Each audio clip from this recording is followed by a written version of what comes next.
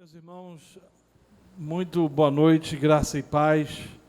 É uma alegria estar aqui com vocês e poder compartilhar a palavra do Senhor. A minha oração é que o Deus Todo-Poderoso possa falar não somente aos homens, mas possa falar a todos que aqui chegaram, a todos aqueles que aqui estão. Como o pastor disse, eu sou escritor e tenho muitos livros publicados, e eu trouxe alguns títulos, e eles estão ali, e tem livros escritos na área de família. Na verdade, eu escrevo em dois campos. Eu escrevo no campo da teologia, da apologética, e o meu livro mais conhecido talvez seja o Reforma Agora, publicado pela editora Fiel, mas eu tenho vários livros na área de relacionamento familiar. Estou terminando, na verdade eu terminei de escrever um livro para a editora Fiel sobre crise de masculinidade, que deve ser publicado, querendo Deus, ainda esse ano, mas livros também na área de educação de filhos, de relacionamento conjugal, em casais que estão em crise, e a maioria desses livros estão com preços bem acessíveis, em valores, por exemplo, entre 10 e 15 reais. Com 50% de desconto. Então, os irmãos que desejarem, o Adriano está ali atrás, que é um irmão lá da nossa equipe, e você, ao final do culto, poderá falar com ele e adquirir esse material, caso deseje. Isso posto, quero convidar você a abrir sua Bíblia comigo, no Evangelho de Marcos, no capítulo 5. Nós vamos ler a partir do verso 21. A gente vai ler, na verdade, do verso 21 ao verso de número 23, e depois do verso 35 ao verso de número 43. Na medida que você for achando o texto, eu quero convidar você a colocar-se de pé, para que a gente possa fazer a leitura da palavra do Senhor. Marcos, capítulo 5, verso 21 ao verso de número 23, e do verso 35 ao verso 43, que diz: Tendo Jesus voltado no barco para o outro lado, afluiu para ele grande multidão, e ele estava junto do mar. E eis que se chegou a ele um dos principais da sinagoga, chamado Jairo, e vendo, prostrou-se a seus pés, e insistentemente lhe suplicou, dizendo: Minha filhinha está à morte. Vem, impõe as mãos sobre ela, para que seja salva e viverá. Verso 35. Falava ele ainda, quando chegaram alguns da casa do chefe da sinagoga, quem disseram: Tua filha já morreu, por que ainda incomodas o mestre? Mas Jesus, sem acudir a tais palavras, disse ao chefe da sinagoga: Não temas, crê somente. Contudo, não permitiu que alguém o acompanhasse, senão Pedro e os irmãos Tiago e João, e chegando à casa do chefe da sinagoga, viu Jesus o alvoroço, os que choravam, os que pranteavam muito, e ao entrar lhes disse: Por que estáis em alvoroço e chorais? A criança não está morta, mas dorme. E riam-se dele.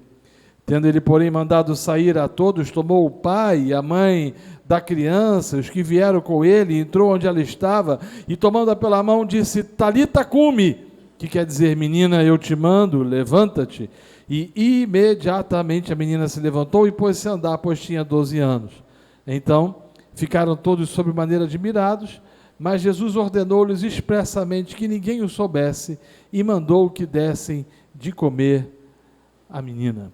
Vamos curvar nossas cabeças mais uma vez e orar, pedindo ao Senhor que continue a falar aos nossos corações agora através da exposição da sua palavra.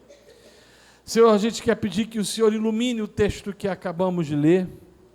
A Tua palavra é verdade, ela é lâmpada para os nossos pés e ela é luz para os nossos caminhos. Somos exortados, consolados, mas também admoestados pela Tua palavra, e pedimos que o Senhor fale aos nossos corações. Essa é a oração que fazemos em nome de Jesus. Amém e amém. Você pode se sentar. Amado e querido irmão, esse texto trata de um episódio interessantíssimo ocorrido na vida de um homem chamado Jairo e, claro, na vida também de sua família.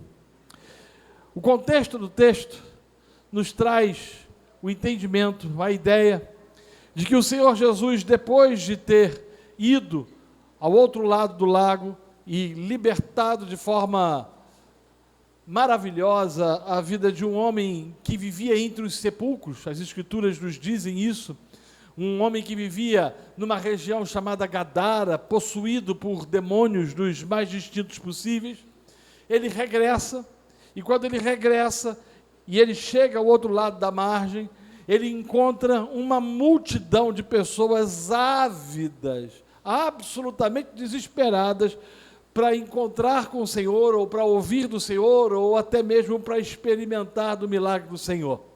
É claro que a notícia de que aquele que tinha acalmado o mar, e também a notícia de que aquele que tinha posto fim à dor e à tragédia de um homem que vivia entre os sepulcros se autoflagelando, tinha chegado mais rápido do que o próprio Senhor Jesus ao outro lado da margem. E quando ele chega do outro lado da margem, ele tem ali uma multidão de pessoas numa expectação, e numa expectativa de que alguma coisa também pudesse acontecer a eles.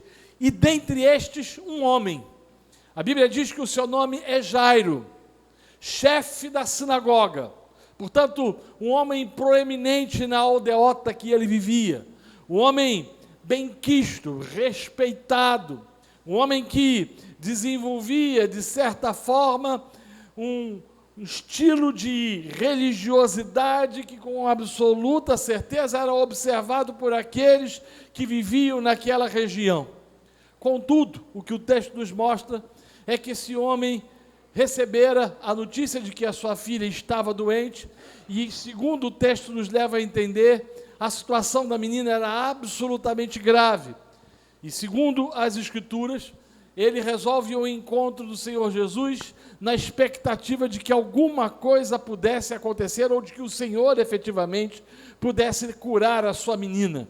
É bem possível, e eu acredito que sim, apesar das Escrituras não afirmar isso, esse homem tenha procurado ajuda na medicina, ou tenha procurado ajuda entre aqueles que estavam naquela cidade, ou naquela região, visando a recuperação e a saúde da menina, mas o que o texto nos traz entre linhas é de que isso efetivamente não tinha acontecido, e por isso ele resolve o encontro de Jesus, o que para ele era algo extremamente significativo. Na verdade, eu ouso afirmar de que para esse homem era algo talvez, possivelmente difícil.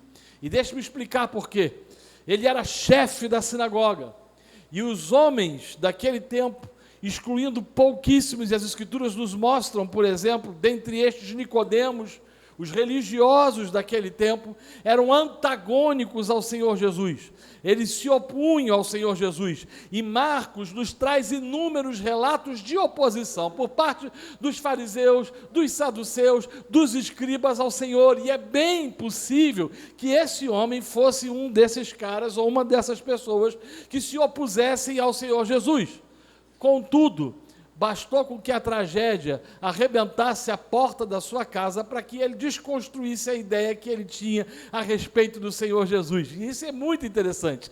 Eu não sei se você já se deu conta, mas isso acontece com muitos de nós. E acontece com muitos dos nossos amigos e pessoas com que nós convivemos. Você chega para alguém e fala do Evangelho, e fala da boa nova de Cristo, fala da graça, e ele diz para você: outro dia eu lhe ouvirei, porque eu não estou interessado em ouvir aquilo que você tem a dizer. No entanto, basta uma enfermidade séria arrebentar a porta da casa, que aquele que de certa forma ou de certa maneira, desenvolvia um sentimento de repulsa, resolve ir ao encontro do Senhor na expectativa de que alguma coisa pudesse acontecer. E o que o texto nos traz a ideia de que Jesus está chegando de uma região onde ele tinha feito um milagre estupendo, um homem endemoniado tinha sido reconduzido à sua casa, completamente libertado, saúde perfeita. Ele regressa, ele encontra uma multidão, e Jairo, vendo que não havia solução, que não havia perspectiva do ponto de vista humano de obter respostas para a enfermidade de sua menina de 12 anos de idade, ele resolve quebrar seus próprios paradigmas, ele resolve quebrar os seus próprios conceitos e vai publicamente ao encontro de Jesus e faz uma oração. O texto diz que ele diz para o Senhor Jesus que a sua filhinha estava doente, estava à morte, estava sofrendo, e se Jesus podia ir à casa dele. E o que as Escrituras nos dizem é que o Senhor Jesus resolve ir ao encontro daquela menina, o que nos traz a seguinte lição: o Deus da Bíblia é um Deus que ouve orações. O Deus da Bíblia é um Deus que ouve clamores. Aqui nós vemos um pai, um homem, absolutamente angustiado, desesperado. Ele quebra seus conceitos e seus paradigmas quanto a quem seja Jesus de Nazaré. E ele faz mais do que isso. Ele se prostra diante do Senhor. O seu estado de humilhação se faz nitidamente presente naquele instante, a ponto, meus amados e queridos irmãos, de ele se humilhar na frente de todos e de todos olharem para ele e talvez dizerem o seguinte: por acaso não é esse o chefe da sinagoga, aquele que de certa forma se opõe aos ensinos desse homem, e agora ele se prostra diante desse que acalma o mar, na expectativa de que alguma coisa aconteça à sua filha? E o texto nos mostra que o Senhor resolve responder à oração, indo ao encontro daquela menina, pelo fato de que o Senhor Deus Todo-Poderoso é um Deus misericordioso. Na verdade, o que as Escrituras nos mostram é que Jairo convida Jesus a ir à sua casa, o que também nos ensina que o Deus da Bíblia, ele, quando ouve clamores de homens, de pais, ou quem quer que seja, para que este entre em suas casas, ele rapidamente, subitamente, ouve pelo fato inquestionável de que ele é bom. Contudo, o que o texto nos diz é de que quando esse homem estava indo com Jesus em direção à aldeota, ou à região, ou ao lugar onde a sua filha estava sucumbindo diante de uma enfermidade, uma mulher que sofria de fluxo sanguíneo resolveu tocar na orla do manto de Jesus. E eu quero que você olhe para esse texto, ou para esse momento, ou para essa situação, não com o olhar do Senhor Jesus, nem tampouco com o olhar dos discípulos ou da multidão, mas que você olhasse com o olhar do pai, desesperado para que a sua filha, ou para que a sua filha obtivesse cura de sua enfermidade. Na verdade, aquele homem sabia que a situação da menina era grave, e ele entendia que quanto mais tempo demorasse, maior seria a chance de que aquela menina viesse a óbito, ou viesse morrer. E ele, quando ouve Jesus dizendo: eu vou à sua casa, eu vou ao seu lar, eu vou impor as mãos sobre a menina que enferma está, o seu coração nutre, é tomado por esperança, mas uma mulher para o cortejo. E aí, no meio dessa situação, essa mulher que foi tocada por Jesus e que experimentou virtude, foi curada, se retira de mansinho, e Jesus faz algo inusitado. Ele diz o seguinte: olha, alguém aqui me tocou, alguém aqui me tocou do ponto de que eu senti que de mim saiu virtude. E eu fico imaginando o que é que esse pai naquele momento pensou. Veja bem, ele sabia da importância de que eles fossem céleres e ligeiros. Ele entendia a necessidade de que Jesus deveria chegar o mais rápido possível. E ele talvez estivesse pensando: mas como assim? Como assim que alguém tocou? Tem uma multidão cercando ele, tem gente de todo jeito, de toda forma, tocando, ou querendo experimentar dele um milagre, e ele resolve parar o cortejo. Será que ele não está se dando conta de que se ele demorar muito tempo, será tarde para minha menina? O texto diz que quando o Senhor Jesus se revela àquela mulher, e ele toma o caminho, alguém chega a eles e diz o seguinte: não adianta mais incomodar o mestre, porque a tua filha morreu. E aí eu queria que você pensasse o que talvez Jairo tenha pensado naquele momento. Talvez ele tenha falado o seguinte: não é possível, isso não é justo.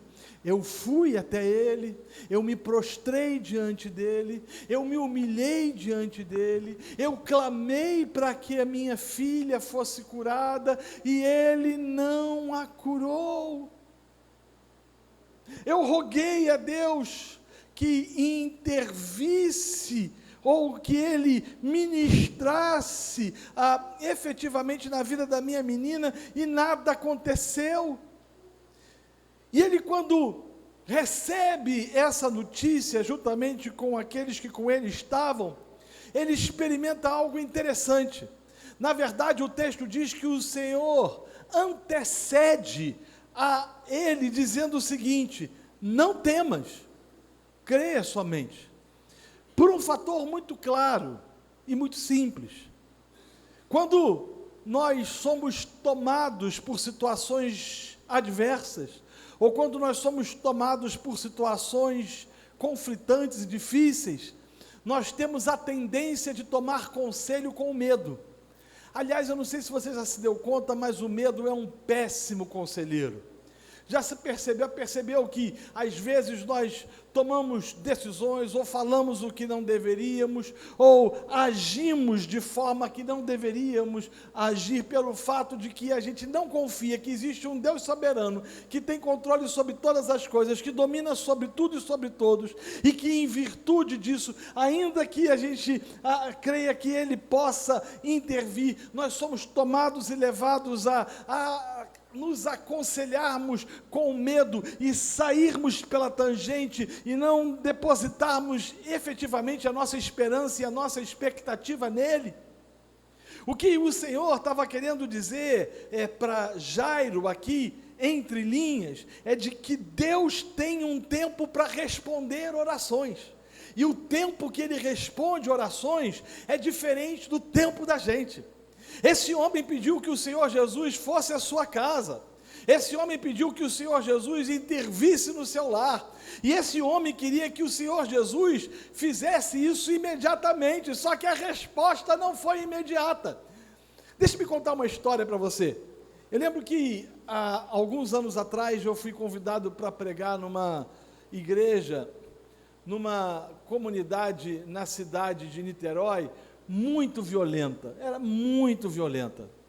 E eu me recordo que quando eu cheguei naquela localidade por volta de 6 horas da tarde, eu comecei a ouvir uns barulhos, uns estampidos do tipo, tá, tá, tá, tá, tá, tá, tá, piu, piu, prrr. E eu perguntei de forma simplista para o irmão que estava do meu lado, são fogos? Ele disse, não, é tiro mesmo, é tiro. Mas o que me assustou é que o povo estava numa calma, numa tranquilidade, a bala comendo em tudo que é lado, e o pessoal tranquilo, estavam acostumados àquilo dali. Nós fomos para a igreja, e o culto aconteceu, e quando eu terminei de pregar, e o pastor deu a bênção apostólica, no final, o meu telefone tocou, e era um irmão dizendo, pastor, aconteceu um problema aqui na igreja, será que o irmão poderia nos auxiliar a resolver esse problema? Porque a gente não está conseguindo resolver. E era um problema realmente complicado, que precisava da minha presença lá naquele dia. E eu lembro que eu cheguei para o pastor e falei, pastor, eu vou precisar ir embora rapidamente, porque eu tenho que resolver uma situação lá na igreja, e eu não vou poder ficar aqui para a comunhão final. E ele respondeu para mim, mas de maneira alguma, ninguém vai embora da minha igreja sem comer um hambúrguer, que é a especialidade da casa. E eu falei para ele, pastor, mas eu não estou podendo, minha religião não permite, olha meu tamanho, eu não posso comer, deixa eu ir embora, deixa eu ir logo para casa. Ele, não, é rapidinho. Eu costumo dizer para alguns irmãos de outros estados, que quando o carioca ou o fluminense fala rapidinho, é porque o negócio vai demorar 2 horas, 3 horas, ou o tempo que for, né? E aí, enquanto isso, né, o hambúrguer não saía, o diácono me telefonava, e eu tentei botar em prática o versículo bíblico que diz, resistia o diácono e ele fugirá de vós, mas ele não fugia de jeito nenhum. O miserável ficava me ligando o tempo todo, querendo, vem para cá, até que chegou o hambúrguer. E aí eu comi, juntamente com o irmão, um hambúrguer, e nós fomos embora, e logo quando a gente saiu e pegou a estradinha que levaria à nossa igreja, eu vi uma cena terrível, muitos carros de polícia e vários carros estatelados na parede, gente morta, bala para tudo que é lado, e nós passamos bem vagarosamente, e eu consegui chegar à igreja e a gente resolveu o problema. Mas só que no dia seguinte, esse irmão que estava comigo, 6 horas da manhã ele telefona, em vez de ele dar bom dia, ou paz do Senhor, às vezes como alguns falam, ele começou dizendo o seguinte: bendito hambúrguer. E eu ainda meio grogue, eu falei: como assim, irmão, bendito hambúrguer? Ele falou assim: olha, bendito hambúrguer, se nós tivéssemos saído no término daquele culto e ido direto para a igreja, talvez nós tivéssemos sucumbido diante do tiroteio que teve ali. E ali eu entendi uma coisa. Eu compreendi que o Deus da Bíblia, ele não se atrasa. Há um tempo estabelecido para responder às nossas orações. Eis aqui um pai, um homem, ouviu falar de Jesus, viu que o Senhor tinha feito milagres estupendos, entendeu e compreendeu que esse era aquele absolutamente capaz de intervir na vida da sua filha, vai ao encontro dele, se prostra diante dele, se humilha diante dele, faz uma oração e espera que o Senhor respondesse a sua oração subitamente, mas só que o Senhor não responde a oração subitamente, pelo fato de que o Deus da Bíblia não se submete às nossas vontades, Ele faz o que quer, Ele age na hora que quer, Ele responde às orações do tempo dEle, da forma dEle. Por isso que é um assinte, um disparate, um absurdo, o sujeito falar o seguinte: decreta, determina, dá ordem a Deus, diz que tem que ser dessa forma, se não for, rasga a Bíblia. Já viu gente falando isso? Deus tem que obedecer, Deus tem que cumprir a sua palavra. O soberano não se submete às nossas vontades, o soberano faz o que quer, Ele é o Rei dos Reis, o Senhor dos Senhores, e Ele responde orações no tempo dEle. Por isso Ele diz: olha, não temas, não dá ouvidos ao medo. Quantos não são aqueles, ou quantas não são aquelas moças que casam abruptamente porque deram ouvidos ao medo? Vai ficar para a titia, alguns falam. Quantos não são aqueles que mudam de emprego, mudam de casa, mudam de igreja, mudam seus planos e projetos por causa do medo? O medo é um péssimo conselheiro. Jesus aqui, Ele se antecipa e diz: creia somente. E aí Ele vai com esses homens em direção à aldeota, à localidade onde a menina estava. E eu quero que mais uma vez você imagine a cena comigo. As carpideiras, que eram profissionais do choro, chorando. Ele era chefe da sinagoga, um homem importante. Uma menina de 12 anos de idade tinha morrido. E todos nós sabemos o quão doloroso é ver uma criança morta. Quando vemos uma pessoa idosa, adulta, ainda que seja doloroso, nós sabemos que é o curso natural da vida. Mas uma criança...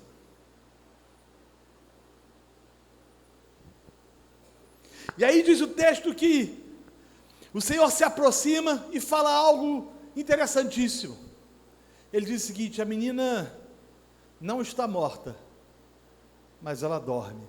E aí o texto diz que há uma mudança de comportamento. Os que choravam passaram a rir. É interessante isso. Choraram por causa da dor, e quando o Senhor fala de que a menina não estava morta, mas que ela dormia, riem. Choram na expectativa, muitos de nós, de que Deus faça um milagre, e quando a gente vê palpavelmente possibilidades tangíveis de que alguma coisa possa acontecer, nós rimos de incredulidade. O ser humano ele é de uma ambiguidade absurda. Choramos pedindo que Deus responda, mas ao mesmo tempo rimos porque não acreditamos que Deus pode responder. Isso me faz lembrar de Sara, uma mulher já avançada em dias, já tinha cessado o costume das mulheres, diz a palavra.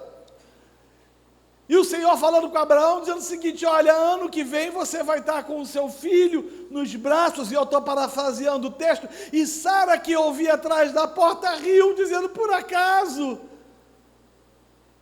uma mulher na idade que eu estou pode gerar filhos?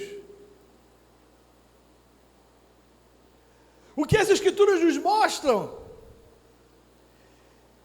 de forma absolutamente clara, é a ambiguidade dos homens. O que me faz lembrar de uma história interessantíssima. Conta-se que uma casa de tolerância, como diziam os antigos no passado, abriu ao lado de uma igreja. E as irmãs mais idosas ficaram desesperadas, dizendo: pastor, vão confundir as meninas da igreja com as mulheres de vida fácil daquela casa de tolerância, e ninguém vai querer vir mais aos cultos, ninguém vai querer mais vir aqui participar das nossas reuniões, ninguém vai querer vir aqui mais participar dos nossos cultos. Nós precisamos fazer alguma coisa, pastor, vamos orar para que essa casa feche. E o pastor sabiamente falou: mas sabe-se lá se Deus soberanamente não permitiu com que isso aqui acontecesse, ou que essa casa viesse a abrir aqui, para que nós pregássemos o Evangelho e as pessoas fossem salvas pela bondade, pela graça, pela misericórdia do Senhor. Vamos fazer o seguinte, propôs o pastor, vamos orar por 3 meses. E por 3 meses a igreja orou, e ao mesmo tempo pregou o Evangelho, e as moças começaram a se converter aos borbotões, ao ponto de que o cafetão faliu o negócio, porque as meninas todas tinham entregue a sua vida a Jesus Cristo. O problema é que o cafetão resolveu processar a igreja. Claro que ele não era nenhum bobo em dizer que a casa que ele tinha era uma casa de prostituição, era um bar, e que a igreja estava prejudicando o trabalho dele, e foi a juízo, e diante do juiz ele falou o seguinte: a igreja é culpada, e o pastor: nós não somos. O pastor é culpado, ele dizia: eu não sou. A igreja é culpada, e ele dizia: eu não sou. É a igreja, eu não, até que o juiz bateu o martelo e disse: algo inusitado aqui. O dono da casa de tolerância acredita em oração e o pastor não. E geralmente é assim. Nós não acreditamos que Deus ouve orações. Nós não acreditamos que Deus faz milagres.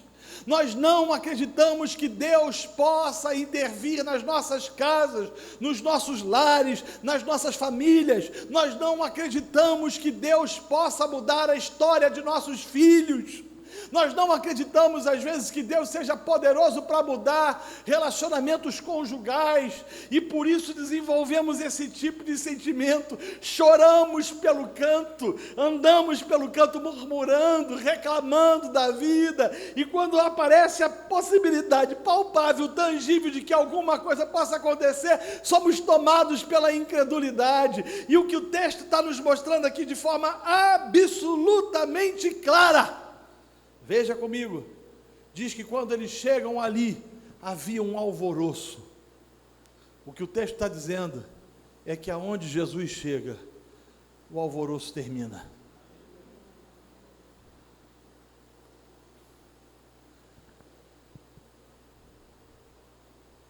O choro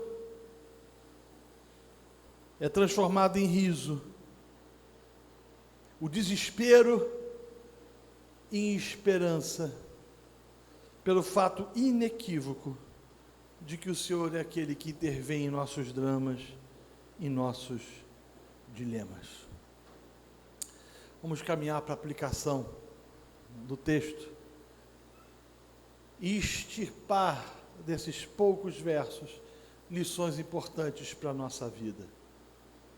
A primeira lição que a gente aprende é que a história da gente começa a mudar quando a gente reconhece nossa finitude, fraqueza e incapacidade. É exatamente isso que a gente vê na vida de Jairo. Ele rompe seus conceitos, suas ideias, seus paradigmas, suas percepções quanto a quem era ou quanto a quem fora Jesus de Nazaré. E ele se aproxima do Senhor Jesus, prostrando-se diante dele, em outras palavras, demonstrando sua finitude, fraqueza e incapacidade. Sabe qual é o problema, às vezes, da gente?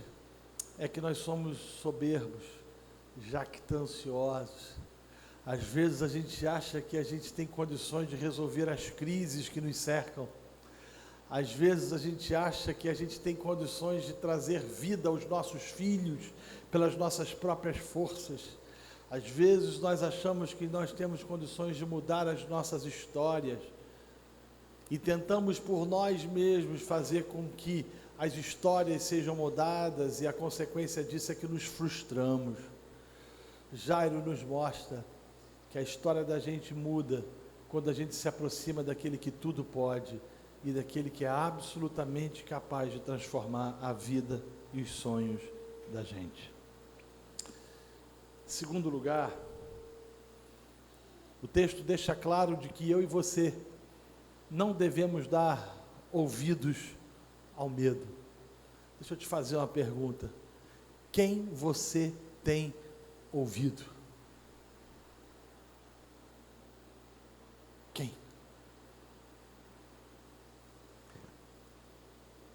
A que você tem ouvido?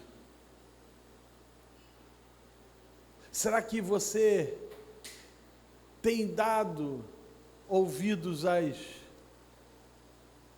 dores, angústias e percepções desta vida, de forma com que o seu coração seja tomado de desânimo? Ou será que você tem ouvido ao Senhor? As Escrituras nos mostram de forma absolutamente clara que Deus responde às orações quando Ele quer, e Ele faz no tempo dEle, do jeito dEle, da hora dEle e da forma dEle.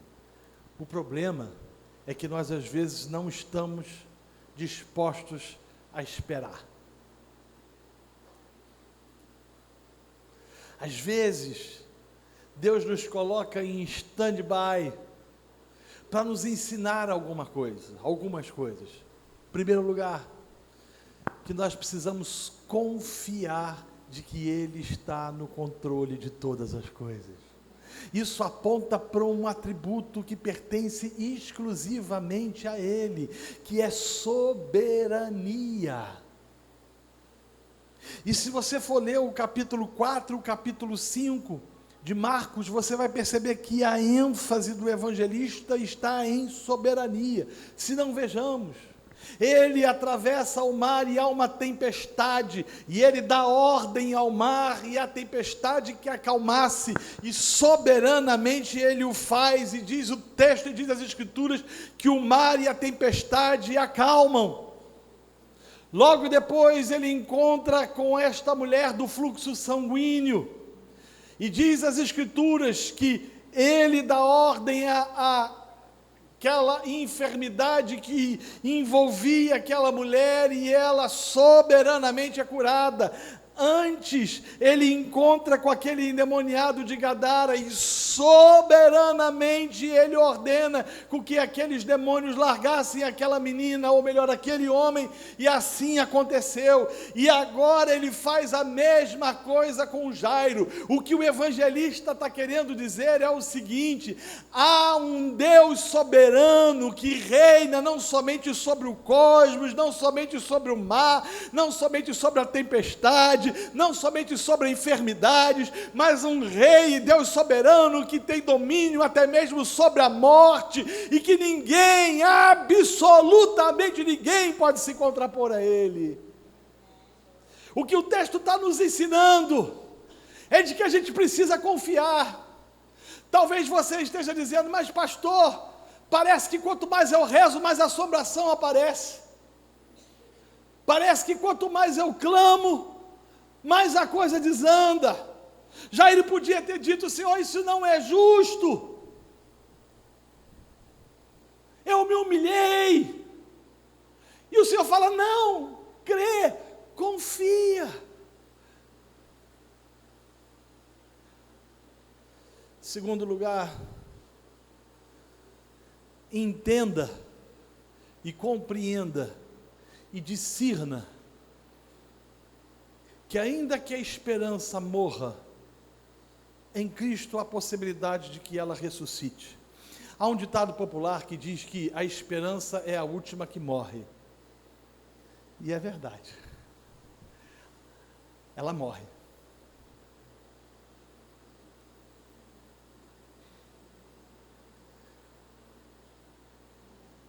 Mas Deus é poderoso para ressuscitar até mesmo a esperança. Terceiro lugar, confie no tapeceiro, naquele que constrói, ou aquele que nos leva por caminhos distintos, com propósitos distintos, a fim de que o seu nome seja glorificado. Deixe-me contar uma outra história para você. No final de 2018, eu, a minha esposa e meus filhos resolvemos ir para Santiago, no Chile, onde nós iríamos passar o Natal e o Ano Novo descansando e de férias. E assim a gente fez. Eu tenho um amigo lá que ele, quando soube que eu estaria presente na capital chilena, ele falou: reverendo, eu faço questão de levar o senhor para conhecer as belezas de Santiago, mas de Vina del Mar e de outras regiões, vai ser um prazer para mim. E eu lembro que num dia nós saímos de Santiago, que dista aproximadamente 80 a 100 quilômetros do litoral, e nós fomos conhecer toda aquela região, e de fato é uma região muito bonita. E quando deu por volta de 4 horas da tarde, ele chegou para mim e falou o seguinte: olha, eu sei que vocês estão cansados, mas vocês não podem ir embora desse lugar sem antes tirar uma foto virado para o Pacífico, e vai ser uma foto tão bonita, tão linda, que vocês vão colocar num porta-retratos emoldurados na casa de vocês. E sabe quando você não quer contrariar a pessoa, você não quer, você vê que ele quer fazer aquilo por alegria, por carinho e tal, e eu falei: sem problema, nós vamos.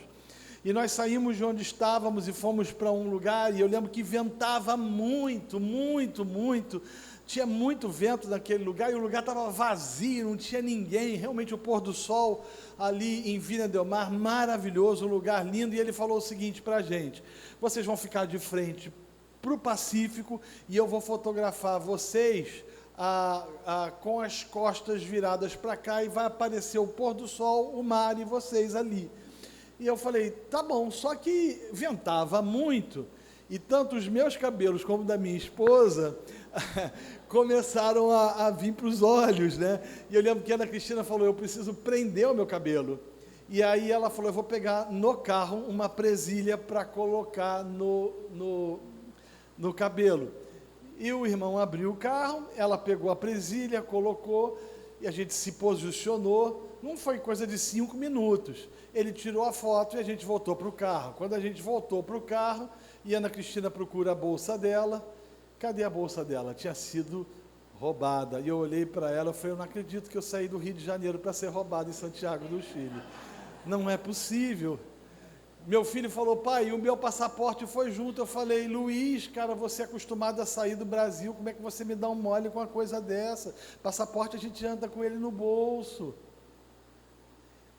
A gente não viu.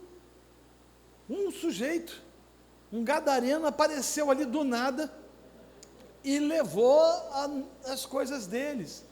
E aí o que fazer? Resolvemos ir para a comissaria, como eles dizem, e só podia ser feito no dia seguinte, em Santiago. Nós fomos para Santiago, voltamos, e no dia seguinte a gente ia dar parte na polícia do roubo. E muito preocupados, porque passaporte brasileiro é muito visado, porque o cidadão brasileiro ele tem a fisionomia que é aceita, ou que pode ser confundido com qualquer pessoa do mundo, né? E aí a gente foi à comissaria, demos parte, depois nós fomos para o consulado brasileiro, porque precisava tirar uma autorização para Luiz voltar, e fomos atendidos com aquela hospitalidade peculiar, nacional. Eu lembro que a gente ficou cerca de 8 horas aproximadamente ali no consulado para resolver o problema. Resolvemos.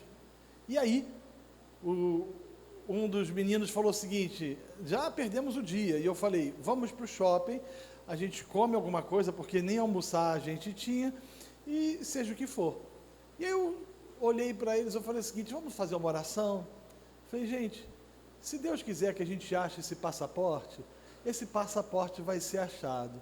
Mas sabe quando você fala uma coisa muito sem fé, ou você não acreditando muito naquilo que você está orando? Eu falei, Senhor, se o Senhor quiser que esse passaporte apareça, ele vai aparecer. Nós estávamos no shopping comendo, e o meu filho resolveu entrar no Facebook, e ele mexendo no smartphone, tem uma pessoa que manda uma mensagem para ele dizendo o seguinte: achamos o seu passaporte, e a gente quer te entregar. Como eu sou do Rio de Janeiro, já fiquei meio ressabiado, eu liguei para o meu amigo e falei, olha, cara, tem uma pessoa dizendo que achou. Será que achou mesmo? Será que não é golpe? Será que não é gente querendo aplicar mais uma em cima da gente? Você pode ligar para eles? E eles falaram assim, ligo. E ligou. Quem tinha achado tinha sido uma senhora que tinha encontrado num ônibus. O passaporte dele, com todos os documentos, nada tinha se perdido. E aí ela falou o seguinte, olha, só que a gente mora distante, nós moramos cerca de 2 horas de Santiago, e não tem como a gente ir aí. E aí a gente respondeu, não, nós vamos amanhã ir buscar o passaporte. E combinamos de no dia seguinte, bem cedo, partirmos para a cidade dela para pegar o passaporte. Meia hora depois tocou o telefone, era a mulher dizendo, olha, aconteceu alguma coisa, o meu marido trabalha com frete, e apareceu um frete nesse momento para levar o passaporte, ou melhor, para Santiago, e ele vai poder levar o passaporte para vocês em Santiago. E eu agradeci muito e combinei com esse meu amigo, da gente no dia seguinte, às 10 horas da manhã, num determinado lugar, pegar o passaporte. Só que naquele momento, eu senti nitidamente Deus falando ao meu coração, de que eu deveria abençoar aquele homem financeiramente. Eu deveria.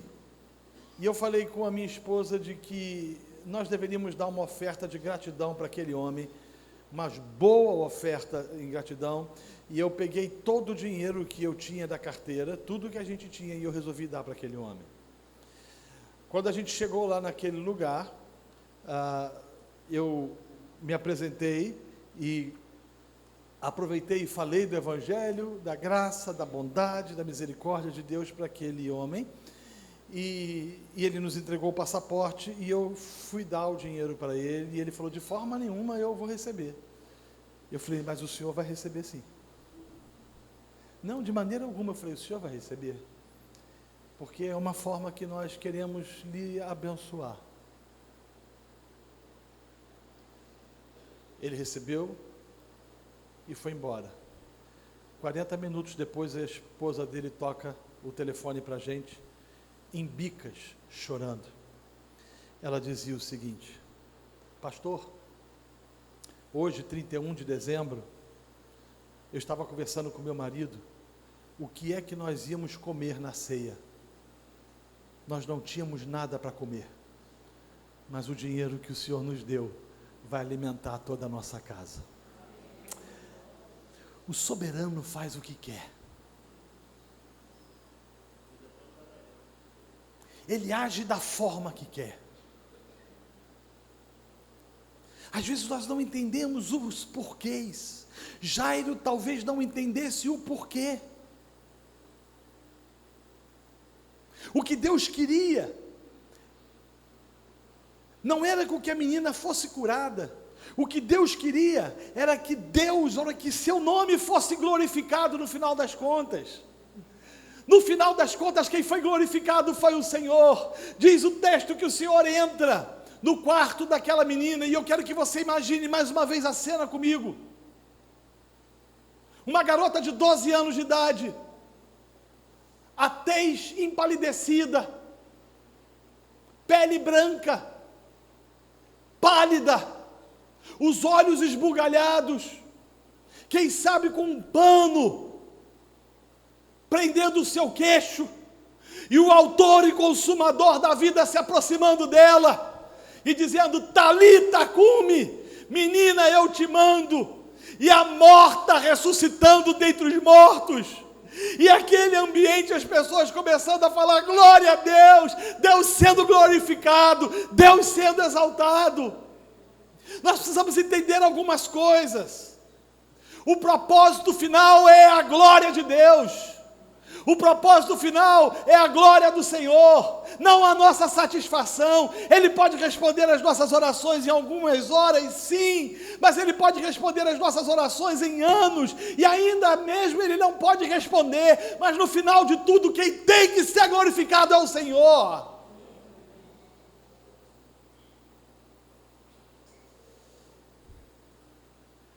E por fim,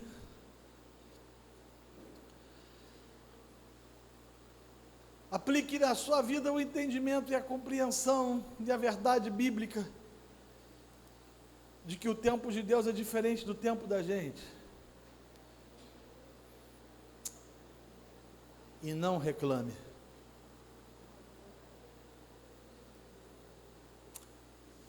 Não murmure.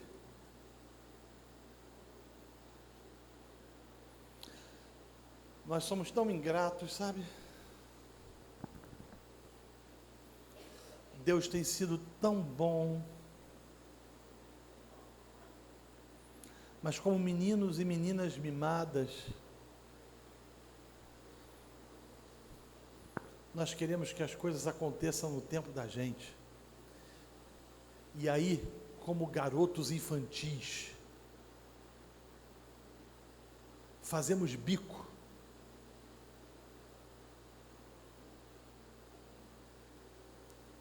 e damos ouvidos ao medo.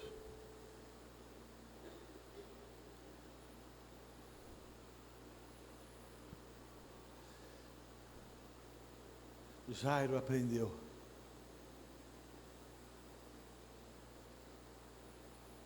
Jairo aprendeu.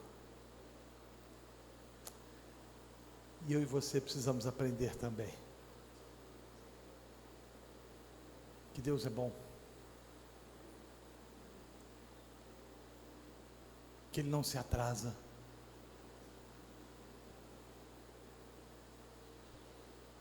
E de que Ele faz com que o alvoroço cesse. Vamos ficar de pé, vamos orar.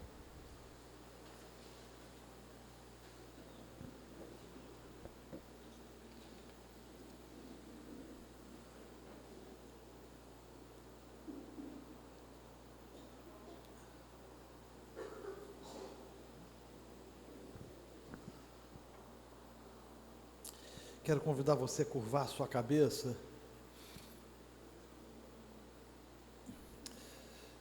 Talvez seja você que esteja em alvoroço.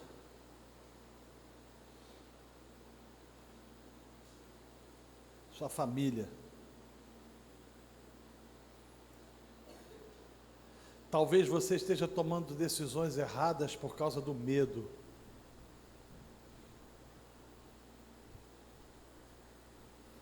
Não temas. Creia somente.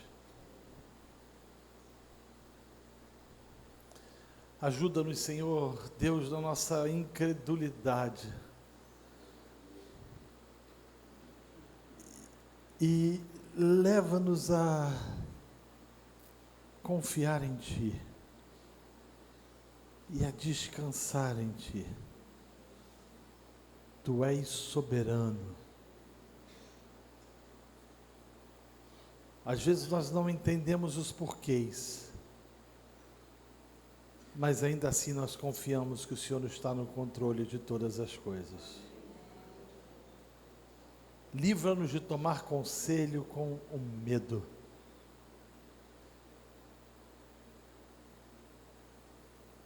E leva-nos a esperar em Ti. Em Jesus nós oramos. Agora preste atenção. E eu vou terminar com essa reflexão. E se Jairo tivesse dado ouvidos ao medo, e naquele momento ele falasse o seguinte: olha, eu vou embora, segue seu caminho, eu vou embora. A história seria outra. O que nos traz a lição de que palavra de Deus é para ser obedecida e não questionada. Nós nos submetemos a Ele, porque Ele é o único soberano, o único que tem controle e domínio sobre todas as coisas. Que Deus os abençoe em nome de Jesus.